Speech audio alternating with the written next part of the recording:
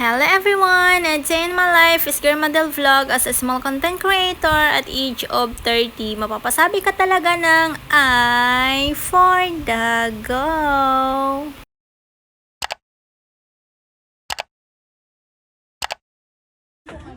Ayan guys, kasama ko si nanay. Ayan, may iwan muna yung aking mga anak dito sa bahay.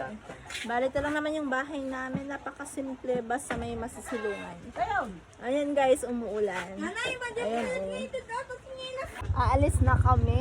Kasama ko rin tong kapatid ko na to. Ayan, ililibre niya kami ng ulam.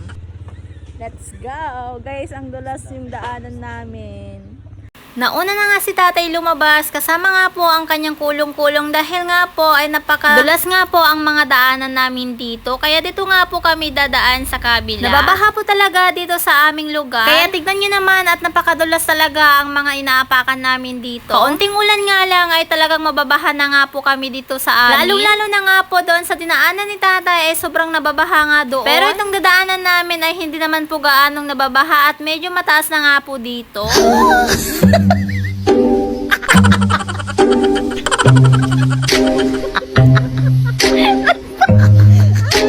Habang naglalakad nga po kami, sumusunod nga po kami kay nanay at wala nga po siyang kamalay-malay, pero itong kapatid ko ay muntik na nga po itong nadapa. Na parang may hinuhuli po talaga siyang palaka.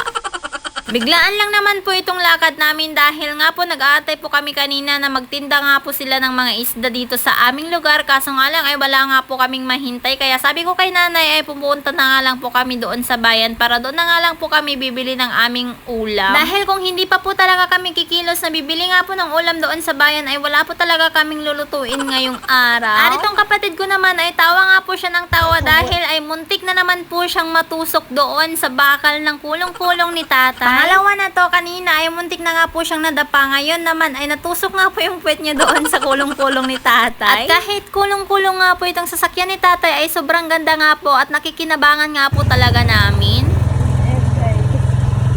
Video ko tayo.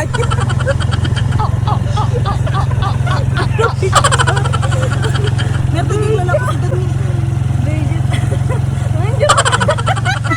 Tuwang-tuwa nga ako sa mga part na to dahil nga po natutuwa ako sa mukha ng kapatid ko. Para nga po siyang nakakita ng multo dahil nakita nga po niya yung nagtitinda nga po ng isda. Hindi talaga maaalis yung kulitan, tawanan kapag kami nga po ay magkasama. Pero nakadepende naman po sa mood ng aking kapatid. Laki na po talaga ng pinagbago ng aming barangay dahil nga po sobrang linis na at sobrang ganda na nga. At hindi tulad ng dati ay sobrang dumi. Ay grabe, dumi talaga, diba? Ang ibig ko naman sabihin ay wala nga po sa saktong ayos or ganda ng ayos niya. Ngayon ay grabe, sobrang ganda na nga po talaga at hindi tulad noon na talagang walang kaayos-ayos nga po itong barangay namin. Dati itong mga daanan nga po dito sa amin ay talagang napakapangit nga po. Ngayon ay sobrang ganda na nga ang mga daan dito. Kaya the best po talaga ang kapitan namin dito sa Barangay Consolacion, of course, ay for the go!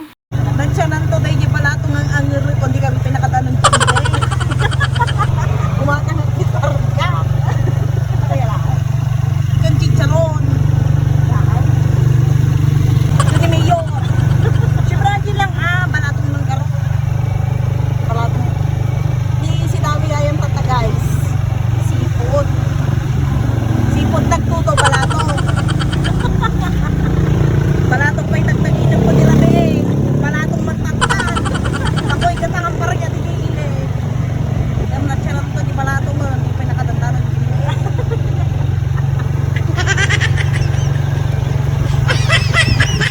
Baka nagtamag ginauga-unan ng isang ko na nga manapin. Tawanan. Mabisindan. Mabisindan.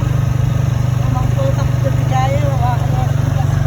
Hanggang dito nga po sa aming daanan ay talagang sobrang baha nga po ang mga kalsada dito. Fast forward na nga ay nakarating na nga po kami dito sa bayan ng Ordaneta. Tingnan nyo naman sa taas ay talagang uulan na naman to mamaya dahil sobrang dilim na naman. At sana nga wag na nga munang umulan dahil nga po bibili nga po muna kami ng ulam namin for today. Dito na nga lang po kami bumaba sa side nga po ito ng lumang Magic Mall. Pagtawid nga po namin ng kalsada at dito na nga rin po kami bibili ng mga gulay. Pagkapasok pa lang namin dito sa loob nga po ng palengke palengke ay may nakakita nga po sa amin na naka-video. Ang sabi niya nga po, "Hi, welcome to my vlog." Tapos binidyo ko nga po gano'n, nahiya naman tuloy si Kuya. Shout out nga po pala kay Kuya. Ayan, hello po. Sana makita mo nga po itong vlog na to at makita mo nga rin po itong mukha mo dito sa aking vlog. At para naman sa ganun ay may follow mo nga po ako sa aking Facebook. Marami nga po pala nagtatanong sa akin kung may sticker na po ba ako na ibibigay sa kanila. Ang sabi ko nga po ay wala pa nga po akong sticker at hindi pa nga po ako nakapagpagawa ng sticker ko. Hindi lang po talaga taga-Muñoz ang mga nagtatanong sa akin kung may sticker na po ba ako. Hanggang dito pa naman ba sa Ordaneta, marami din nagtatanong sa akin about may sticker. Hayaan nyo kapag ako ay may mga budget na about sa sticker na yan, ay magpapagawa nga po ako ng sticker at babalikan ko po kayo sa lahat na nga po ng mga humihingi sa akin ng sticker. O baka naman sa mga nanonood dyan, kung gusto nyo po akong bigyan ng sponsor para sa aking sticker,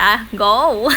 Char lang, guys. Malay mo, di ba, may mga mabubuting puso din. Pero hindi ko po alam kung magkano nga po ang pagpagawa nga po ng sticker. Sobrang sarap talaga sa pakiramdam kahit hindi pa nga po tayo sikat na vlogger. Ay, may mga taong tinuturing ka na talagang vlogger na sikat. Ay, for the go. Darating din tayo dyan sa pagiging sikat. Hindi naman po madalian or karirahan ang pagiging vlogger. Ang importante ay masaya ka nga po sa iyong ginagawa. Kahit na minsan pinagtatawanan tayo ng mga taong hindi naman marunong sa mga ginagawa natin. Mangbash lang ng mangbash ang kanilang kayang gawin. Pero ang masasabi ko lang naman ay didmahin na lang po natin yung mga taong basher. Sila lang po kasi yung mga taong walang mentalidad. Kung sino pa nga po yung may mga taong kaya sa buhay, yung mga taong nakapag-aral ay sila pa po yung mga nang babash sa atin. Tulad nga po ng sabi ko ay wag na po natin silang pansinin. Basta tayo ay masaya po tayo sa ginagawa natin at wala po tayong inaapakan na tao. Habang nakakalayo na nga po kami kung saan nga po kami bumaba, itong kapatid ko naman ay nakakita na nga po ng chicharon. Isasahog nga po niya kasi ito sa munggo, ang kanilang ulam ngayong tanghalian. Bumili na nga rin po siya ng 4 na pirasong balot, kaso nga lang ang isang piraso ay 14 pesos. May nakita nga pong nakabargain itong mga sapatos tong kapatid ko, kaya pinuntahan na nga po niya muna. Pero kami naman ni nanay ay tuloy-tuloy pa rin po kami sa pag-iikot, sa pagtitingin na nga po ng mga gulay ng aming bibilihin. Ali, dito nga din po ang mga prutasan. Magkakasiparit po lahat yung mga gulay, mga isda at prutas. Hindi tulad dati na magkakaisa lang po ang mga pwesto ng mga gulay, isda at prutas at iba-iba pa. Medyo nagutom na nga rin po ang aming sikmura. Itong nadaanan nga po namin ng mga pagkain, pansit, puto, at malagkit. Kaya bumili na nga po ako ng pansit. Habang nga po nagbabayad po ako sa mga pinabili kong pagkain, may dumating nga po itong bata sa akin. Nakalabit nga po siya ng kalabit at tinignan ko naman ay sabi niya hihingi daw po siya ng pera. Sabi ko nga sa una ay wala nga akong barya. Nung sinuklian nga po ako ni ate ay binigyan ko na nga lang po siya ng 5 pesos.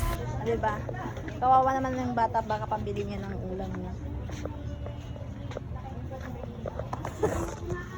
Tinignan niya talaga yung phone ko. Naka-iPhone po ako, hindi po Redmi mga ganun. iPhone po yung pala?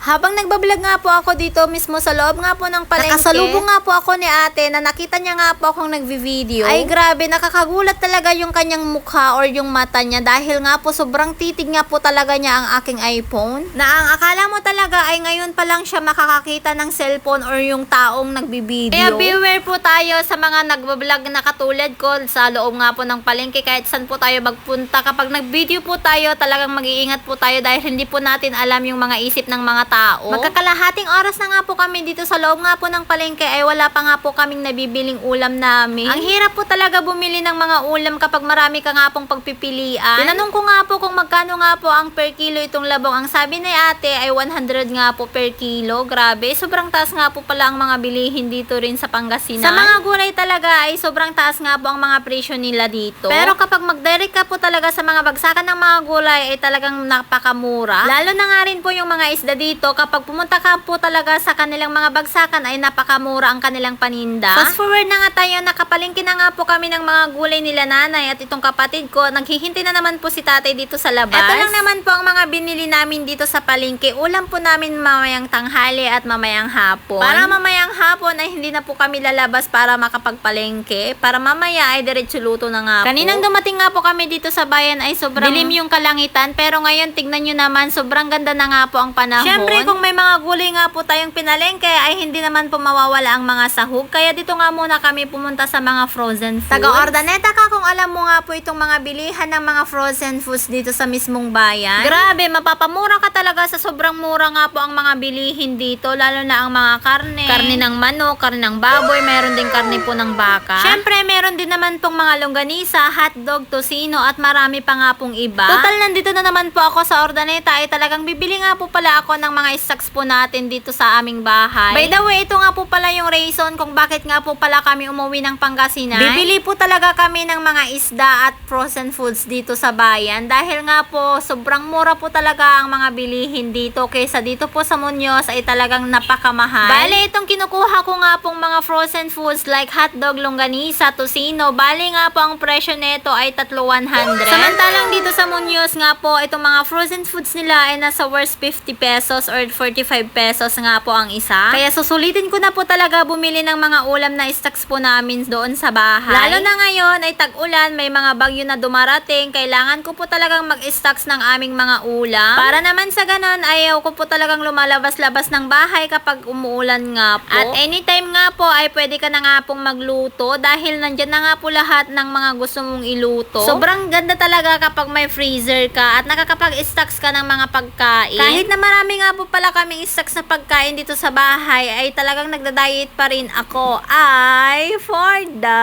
go! Syempre, kung saan po ako nagsimula, tuloy-tuloy pa rin po yun at hindi po talaga ako mag-i-stop sa pag-workout at sa pagda-diet dahil ginusto ko na po talaga ito. Pero na lang talaga kung nandito yung mister ko ay hindi na po talaga ako makakapag-workout dahil alam ko na po yung ugali niya kapag nandito nga po siya sa bahay at pag nagbabakasyon po siya. Kahiligan nga po talaga niyang nagra-rides po kaming dalawa. At hindi lang po ang pagra-rides ang kahiligan niya kapag nandito nga po siya sa Pilipinas. Talagang lolobo na naman po ako kapag nandito nga po yung asawa ko dahil nga po lagi nga po siyang nagluluto ng mga pagkain. Habang kumakain nga po kami ay nagpe-prepare na rin po siya ng merienda namin sa gabi. Minsan nga po nagre-reklamo na nga rin po ako dahil kumakain pa lang po kami. Ang sabi niya sa akin ay magluluto nga po ako ng merienda. O diba? Sino bang hindi magre-reklamo? Kumakain ka pa lang ng dinner tapos nagpapaluto na po yung mister mo ng merienda. Bumili nga po pala ako ng pata ng baboy dito dahil nga po ang 1 kilo nga po ay 190. Bumili din po pala ako ng ribs ng baboy. Ang per kilo nga po ng ribs ng baboy ay 170. Syempre, bumili po ulit ako ng pangdinakdakan dahil ang pangdinakdakan na panpunlat patsa ayun na nga, nabulol nga po ako sa pagbigkas nga po ng pangdinakdakan kaya kinanta ko na lang yung patsa. Nakabili na nga po kami ng mga karne ng baboy. Inutusan ko naman po ito kapatid ko na mamili na nga po siya ng mga wings ng mga manok at itong legs. Nagbabayad na nga po ako sa mga part na to. Alam nyo po ba ang binayaran ko lahat nga po ng binili ko ay dito? Ay worth 1,600 pesos. O diba, sobrang dami na nga po ang aking nabili dito. Yung 1,600 mo na pera, ibibili mo lang ng mga frozen foods ay marami na nga ito. Marami ka na ngang stock. Samantalang yung 1,600 ko doon sa Muñoz ay talagang kulang pa nga yun at hindi pa nga po ako makakabili ng mga karne ng baboy, karne ng manok. Siguro yung 1,600 ko pag binili ko doon sa Muñoz ay hindi pa nga po aabot niyan lahat. Kaya kako sa asawa ko, monthly na nga po akong uwi ng Pangasinan para bumili nga po ng mga stocks po namin. Pinuntahan ko na nga si tatay dahil nagpabili nga po siya ng royal niya at sa akin naman po yung Sprite. Pauwi na nga sana po kami ay nakalimutan ko nga pong magpabili ng bangus kaya inutusan ko nga po itong kapatid ko at sinama na nga po si nanay. Kami ni nanay ng bangus. Pangsagpaw tira po.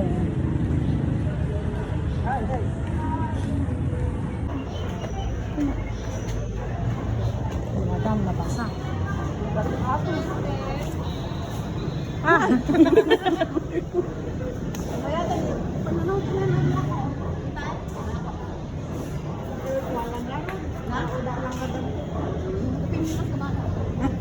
Apa ide saan na pintas mo? Uwe, naglala ko. Siyempre madi yung mag-initan niya lang. Tay, kumatang ka. Kumatang ka lang nun, kunam niyo manang. Kumatang kami ba mo?